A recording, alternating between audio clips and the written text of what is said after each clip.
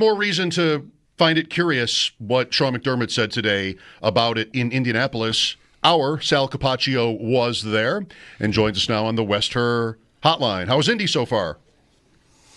Good. I mean, I've only been here for a few hours, to be quite honest with you guys, because we knew Sean was speaking a little early. Compared to everybody else, he's the only coach or GM to go. It's not even really the official start of the Combine yet. There's all the stuff that's going on, all the setup. I mean, I got CBS Sports and NBC Sports and Sirius and all the local, but really we're the only media here. He's the only person talking, and that's because he is on the competition committee, and he likes to get this out of the way so he can concentrate more on that this week and the interviews with the players. Right. He did say, by the way, when asked about wide receivers in the upcoming draft, that I think he said, I have 0.0 interest or knowledge about them. Not interest, but knowledge. So he was honest about that. How did you take what he said about the tush push being on that committee? Did you take what he said to mean that he is hoping for a ban? No, I don't think so. Refresh my memory what you heard him say, because I'm trying to go through everything in my head right now. And what you're specifically referring to, if you do. He talked about there being an injury element, an injury concern, health of the safety of the players. Okay. And at the end, he pointed out the aesthetic doesn't look good or words to that effect, which made me wonder if that's really where his heart is, that the play really just isn't, quote, real football. That's interesting. And I wonder if he sees it, or he might think he would come off hypocritical with that stat, with as many times as the Bills have used this play. I thank you for reminding me, because I will tell you guys, I've been here long enough to actually talk to a few people about this today because there was a discussion. What I've been told is that basically the way the competition committee views it right now is it doesn't matter what it looks like. If we don't have anything to kind of back up why we should ban it, why should we ban it? It's just because you don't like how it looks? Like, you know what I mean? If that makes sense. Now, there might be people on that competition committee who feel it doesn't look like a real play. It doesn't feel like a real play. It's not real football. I think the Bills have benefited from it. So I would doubt the Bills would want it to go away. And from that regard, from a competitive standpoint, but from what I was told today, the way the committee's basically approaching this is we don't have a reason to ban it unless you guys give us one, because right now there's no data suggesting that it's anything bad for the league. Now, what could happen, and what someone brought up today, which is right, it's easy to figure out. All it takes is one, guys. All it takes is one bad injury to a key player in this league, and something will happen with that play. Yeah, well, that's what the first thing that stood out to me was, and Mike and I just talked about it briefly here for a couple of minutes before you came on, Sal. I don't feel like I've heard or read any concern about there being injuries, a safety concern. I understand why there would be. It's a huge pile of humanity, but I can't think of a guy that has been injured on the play. And McDermott even referenced, like, I'd need to look at the data, on injuries on the play, maybe in the same way that they, deduced that kickoffs needed to be changed because we're having all these head injuries on kickoffs. I don't know. I haven't really ever thought nor heard that there was a problem with player safety on the tush-push play itself. That's right. And so from their standpoint, generally, from what I'm understanding, the competition committee's standpoint is just because you don't like the way it looks doesn't give us a reason to not have it. If you can give us data on why we shouldn't have it, then we can have this discussion, but it doesn't seem like that's the case right now. Looking up and being knowledgeable about the data seems like a thing I do before going to the meeting. But, we'll see what happens with this. It's reportedly Green Bay that has proposed this ban. So you sound, to me, Sal, anyway, bottom line, like you'd expect it to not be banned. Is that fair? That's correct. I would expect it to not be. I do expect them to keep having the discussion about it. I doubt it would even, to me, honestly, I would doubt it even gets to the NFL owners, the owners meetings next month. I think it probably falls here because there's no data supporting why they should actually ban it. I guess data or no, aesthetics, whatever.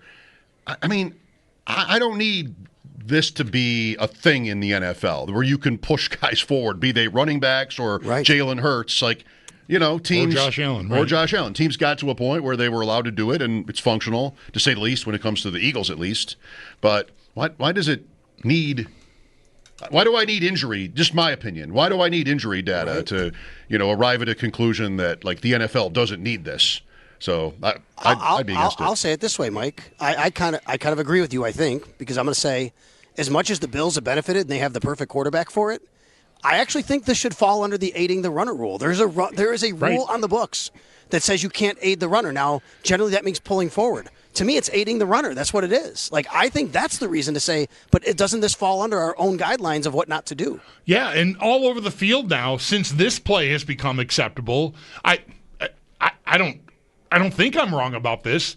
You've seen more and more the officials let the play continue downfield, however many yards, whether it's a tight end who just caught the ball or a running back who hit a seam, and here's the crowd, and like, here come the linemen, and the play just keeps going and going and going.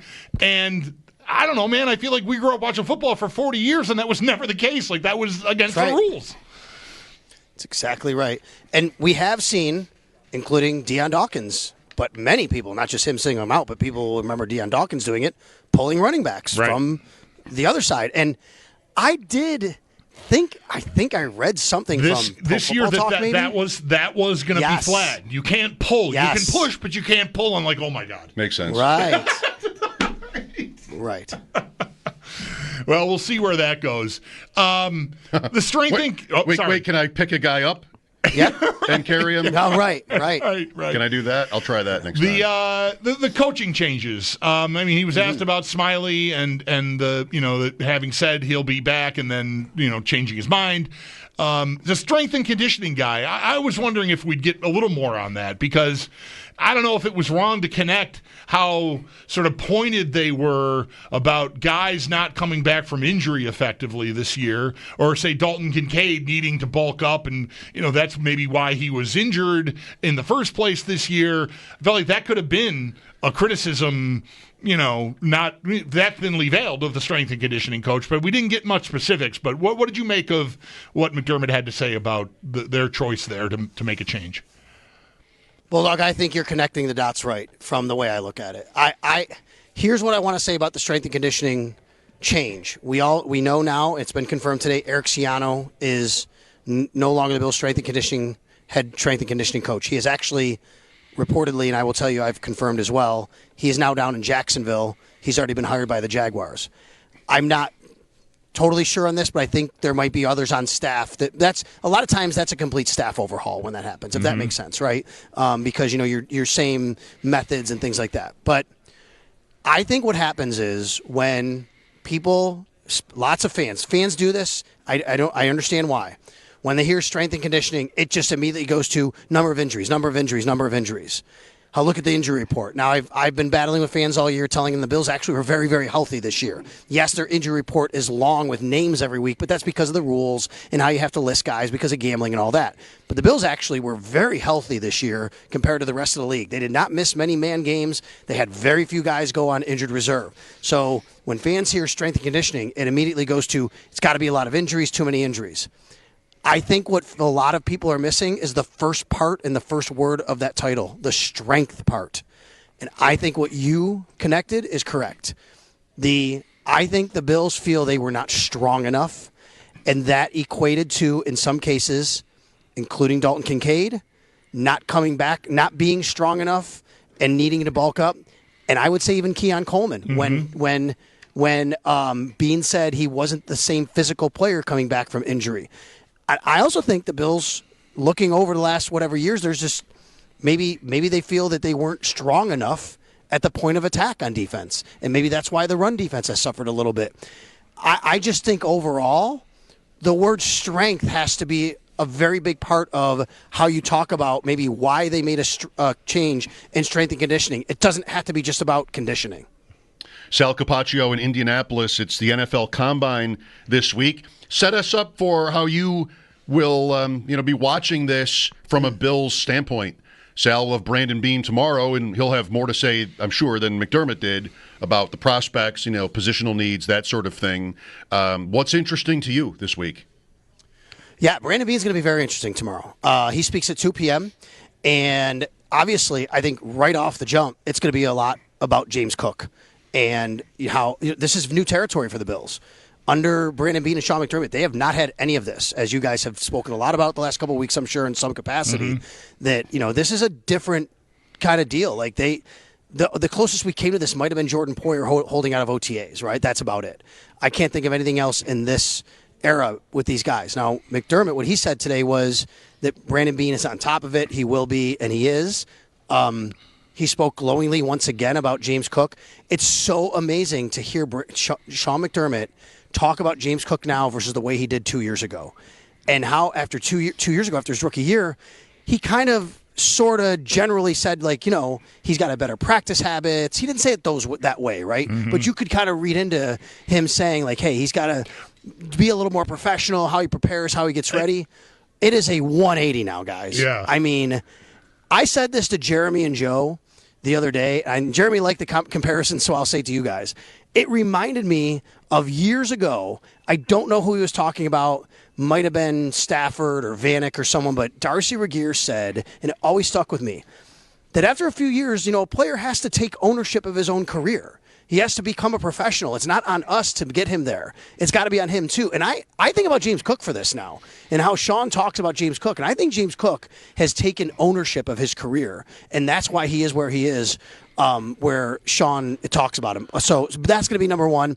We're going to hear it tomorrow before Brandon Beane talks. An hour before that is Andrew Berry, the GM of the Browns. And I think a lot's going to be made about, let's remember, guys, a month ago, Brandon Beane said, yeah, I'd love to have a guy like Chris Jones, but players like that don't become available and fall off trees. And then a week later, Myles Garrett requested to be traded, right? Now, there's going to be questions. They can't talk about Myles Garrett, but they're going to be asked about him or acquiring a talent. That type of move, sure. Yeah, sacrificing multiple picks into the future to try to get one difference-making player. Boy, Sal, when you were talking about McDermott and reminding us of how he sounded about James Cook, you tripped a wire for me thinking about how he has sounded now 2 times in a row about Keon Coleman.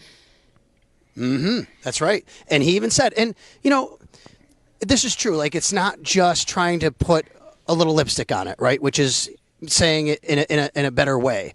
It is true. I think they believe it when they say it because they've seen it, and we've seen it play out. And James Cook is a great example. That when Sean McDermott just said about Keon Coleman, look, a lot of times this happens with guys after their first year, during their first year. They have to learn what it's like to be a pro, learn what it's like to go through the rigors, learn what it's like to have ups and downs of an injury. And this is really the first time Keon Coleman, I think to my knowledge, and I think they said this a month ago, that had an injury really in his football career.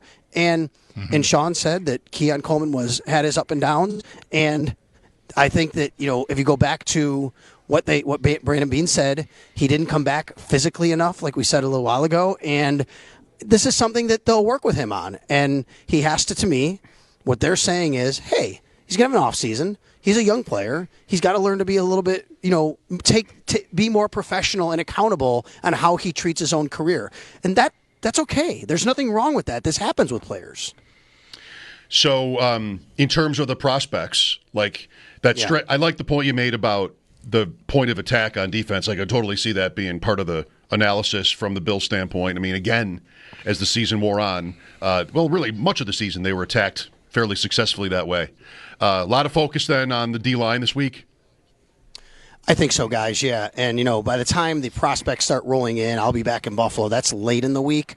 I'll be here for the next few days when all the GMs and head coaches talk. We get with Brandon Beane. But I do think the D linemen, if I remember the schedule right, are going to be here on Wednesday and Thursday. So I'll get a quick peek at them and be able to listen to a few of them, and that'll be a good focus for me. And I think it's a good focus for a lot of Bills fans. Now, I always want to remind people and tell them, that the free agency comes first. Right, we could sit here and talk all day about they need this guy or this position or that position. What if they go out in free agency and make some big move or trade for a big player? Like all of a sudden those things change. But yes, in the meantime, before free agency begins on March 12th, I think we're talking a lot about defensive line. My buddy Josh Reed over here, our buddy, brought up a really good point to me. He said he was just listening back to Beane at the end of year presser. He said, Sal, like one of the very first questions Brandon was asked was just about, improving the team. He said, and he went right to talking about the defense. Like he immediately brought it up unprompted, defense. And I think that's a little glimpse into what we're seeing here. How warm is it there? No, it's not Florida. It's nice, not bad. It's not bad. It was like Mexico, 50 degrees. No, that was nice. It's 50 here today. Right, it was almost 50. Yeah, it's going to be close to 60 tomorrow. I don't know what Buffalo's going to be like. Not 60. No, probably not. No. All right.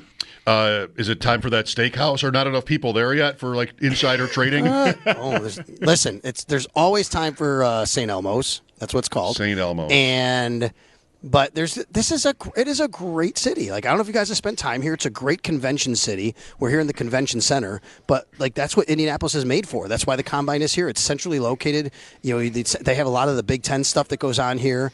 And so whether it's St. Elmo's or Harry and Izzy's or Prime 40 something it's called, whatever, it's just there's amazing places to go. But yes, they do have the amazing shrimp I've never been. Mike had a very important life event, I believe. My daughter was born there, yep. and we were not allowed to leave until certain paperwork had been taken care of. We were there a week. It was over 100 degrees every day.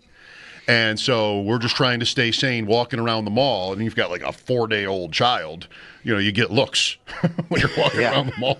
But, you know, we just couldn't really go outside, and we were lucky that we left as soon as a week after she was born. So, yes, won't forget it. Thank you, Sal. Enjoy your trip. All right, guys, we'll talk tomorrow. Good. All right, there's our Sal Capaccio on the Wester Hotline live from Indianapolis.